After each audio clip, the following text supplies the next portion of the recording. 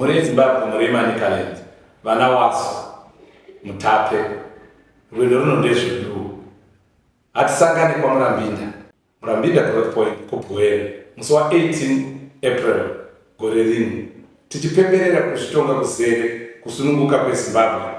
Musi uyu akudanwa anonzwa makuwerere chaiwo kunenge kuine vakawanda zvichange zvichiitika mazuva ino.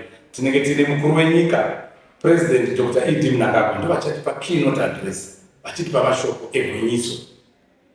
Tinenge tine mitambo inenge ichitora nzvimbo ipapo yekufara tipemberera nyika yedu, army displays, sports nezvakawanda udobidobi unenge uchiitika. Manheru kuchaitwa gala richauya vaimbi vese muZimbabwe, mashasha ese amunoziva muZimbabwe anenge aripo. Tine vana vedu veManicaland vachange varipo 9 vatakati ngavapinde nekuti zvinhu zviri kuitika kuno toda kuvaona vachizvipawo vachitiratidza masimba avo nemagonero avo avanoita. Kunenge kuine children's party chaitwa musi wa 17 iyo ichagireswa nababa vedu Comrade Dr. Idi Mnangagwa namai vedu Comrade Dr. Auxilia Mnangagwa.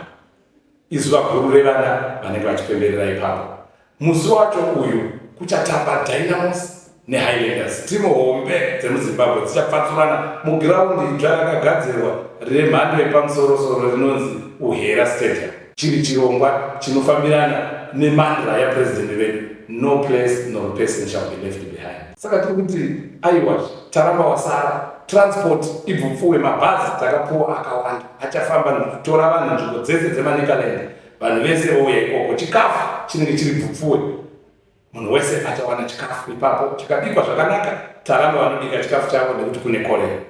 Aiwa izuva guru kwatiri vanhu veManicaland, tinonzwa kuremekedzwa, tinonzwa kufara. Saka tiri kuti munhu wese uya, tiri kukokazve nevamwe Zimbabwe yese, uyai kuno kuManicaland mumboona zvinoita waso tichipemberera nyika yedu yeZimbabwe yakadai kusununguka. Kumakomoyo #Zim@44.